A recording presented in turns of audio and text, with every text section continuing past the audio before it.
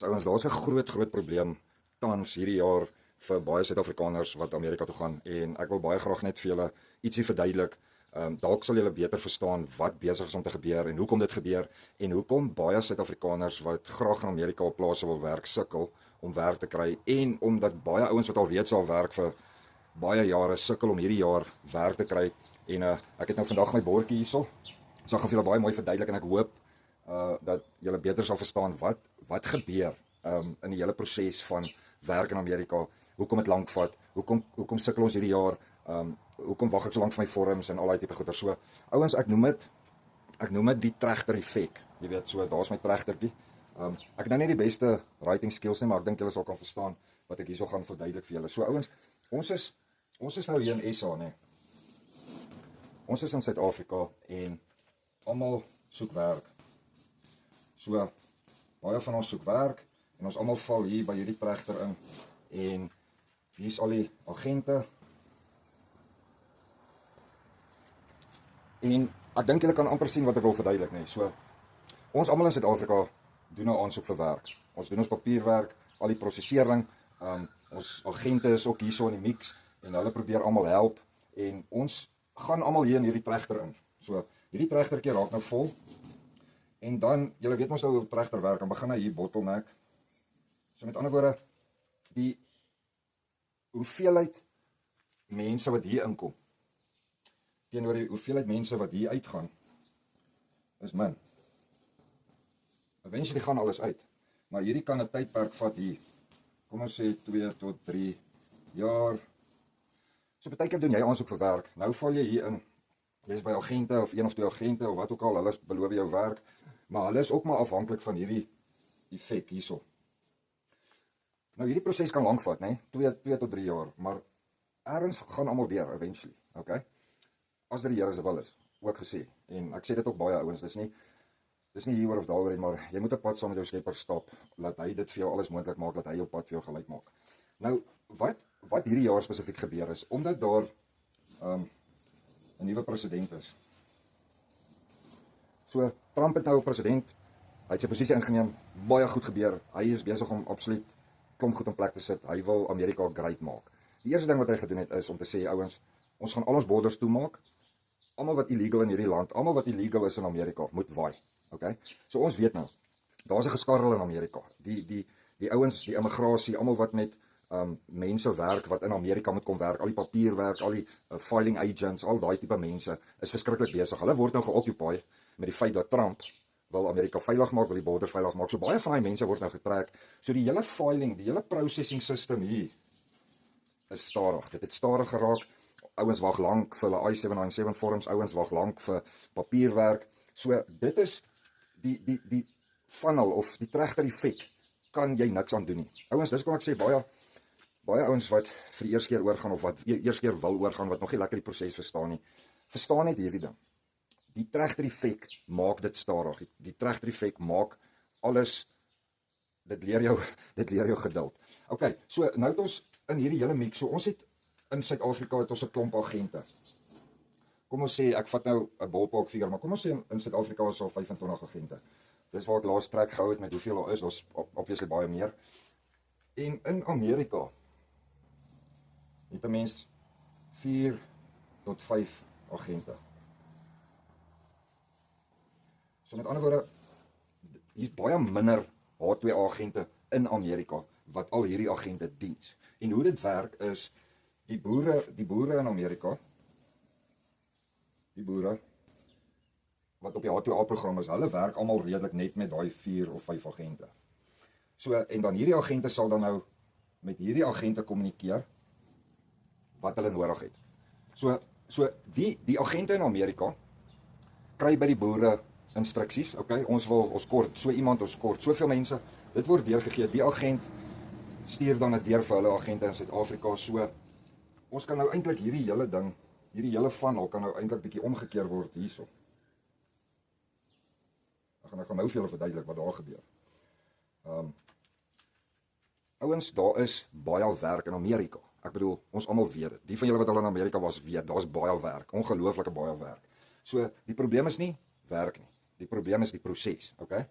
Nou, draai dit net om Nou, die boere het die agente, wat met al die agente werk. So, hier's baie werk. Hier's baie werk. Maar nou hierdie jaar, omdat daar 'n nuwe president is, en omdat baie dinge wil verander, omdat die president baie goeders wil verander, wil hy 'n veilige Suid-Afrika hê. Ek weet, daar's 'n geval nou waar 'n Suid-Afrikaner al vir 5 jaar oorgaan. Hulle het sy visa nou afgekeur oor 'n DUI sy eerste jaar. Hy het tog al die jare kon hy deurgaan, maar nou voel Amerika daai ou wat van Suid-Afrika deurkom met 'n DUI is nou ons soek nie, ons wil ons land veilig hê. Okay. Dis ook een van die redes is hulle is baie strenger met hulle keuringsproses blykbaar ook hierdie jaar. Maar net om terug te kom na die agente en die boere in Amerika. Klomp boere op die H2A program wat nou Meksikaners ook gehad het, dalk legal, illegal, ons weet nie, ek dink daar is dalk 'n paar boere wat Meksikaners gehad het wat se papierwerk en goeders nie reg het. Nou is al geskarrel. Nou, Trump het gesê julle moet uit. Ons soek nie illegal ouens hier nie. Jy moet legitimate in Amerika wees. So daar's nou al geskarrel. Baie van hierdie boere wil nou dalk van hierdie mense wat vir hulle gewerk het wat se papierwerk goed nie reg was nie, dit ook uitsort. Nou die hele proses is nou weer omgekeer, maar ons bly by hierdie bottleneck. Julle kan sien. Die bottleneck is waar alles gaan stil staan. Dit is waar alles partykeer voel of niks gebeur nie. Baie stadig gaan die goeders hier deur, of dit nou van SA af kom of van Amerika af. So dit is in kort ouens die challenge wat ons as Suid-Afrikaners het om werk in Amerika te kry. Ons is deel van hierdie ding. Dis 'n lang proses. Ons gaan stadig hierso deur die tonneltjie.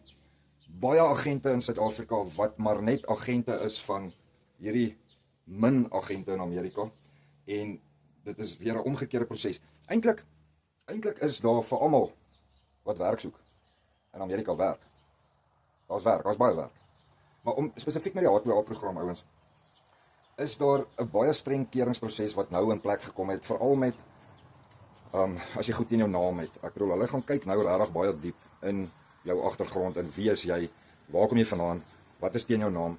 Is dit 'n risk vir ons as Amerika om jou van Suid-Afrika in ons land te laat werk? So dit is waarna daar baie gekyk word hierdie jaar, spesifiek omdat Trump dit nou gesê het. Ek bedoel, hy het ook gesê ouens, safe borders, geen illegal immigrants nie. So hierdie jaar het absoluut net gaan stil staan. Baie ouens kry nie werk wat alreeds in Amerika was, wat nou weer teruggekom het SA.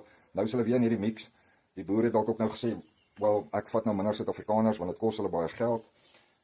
So ons gaan ook miskien kyk of ons Meksikaners kan vat, want dit is baie goedkoper vir hulle om Meksikaners in te vat, maar nie te min nie. Ek wil vir julle net gou hierdie model verduidelik het ouens, dat julle kan verstaan hoe die prosesse werk in terme van hoekom dit so lank vat. So ek dink ons kry die idee van die trechter dat al is hier baie werk in Amerika en hier's baie boere in Amerika wat Suid-Afrikaners sal vat, maar omdat dit hierdie prosesse hier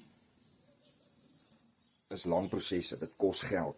Dit kos 'n boer om een Suid-Afrikaner by hom te kry wat vir hom werk, baie duisende rande en baie geld. So ouens, ek hoop julle verstaan my prentjie wat ek hierso geteken het, en net om julle te encourage ook is ouens, ons kan op ons kop gaan staan. Jy kan jou agent 10 keer 'n dag bel, maar daar's niks wat hulle kan doen om hierdie proses vinniger te maak. Daar's niks wat 'n agent kan doen om vir jou vinnig werk in Amerika te kry nie. So al het ons baie werk in Amerika en hier's baie ouens van Suid-Afrika, is die probleem is hierdie bottleneck. Is hierdie prosesse, die kostes, die nuwe regering. So daar's baie faktore wat nou ewe skielik in wording getree het hierdie jaar, wat baie van ons ou Suid-Afrikaners wat gereeld oor see gaan, 'n bietjie breek. Boere sê nee, ek soek nie meer 10 Suid-Afrikaners, ek vat nou net 5. First come first service tipe ding wat daar gebeur. So ouens, ek hoop dit help. En hou maar net aan. Dis al wat ek kan sê. Hou aan, bly op jou knieë. Jy weet, ten spyte van alles, ten spyte van die agente, ten spyte van ons land, ten spyte van 'n ander land, bly God in beheer. En ek glo dit en ek sien dit in my eie lewe, dat wanneer jy alles net vir die Here oorgee en sê, Here, help U my om werk te kry in Amerika, was dit nog altyd vir my 'n deuroopmaker. So ek sien God, my skepper, as my deuroopmaker. My God is my deuroopmaker. So nie agente nie, of agente in Amerika, of 'n president of 'n land nie, maar bo alles, die persoon wat vir jou hier gaan help, hier so reg deur hierdie stelsel tot op die plaas, is ons Skepper.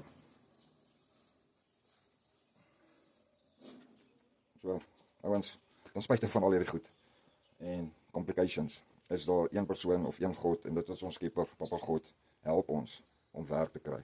So ouens, dankie vir die kyk, en as julle my channel like, sla die subscribe knoppie, en die like knoppie, en die share knoppie, en as jy dink hierdie video kan dalk iemand help, share dit, maar ons sien wat is die probleem, en hier is 'n groot oplossing, hierso is 'n probleem, maar ek sien in die toekoms 'n groot oplossing, wat ons dalk kan na kyk daar, maar ouens, alle sterkte, en onthou, vandag gebeur net een keer, maak dit amazing.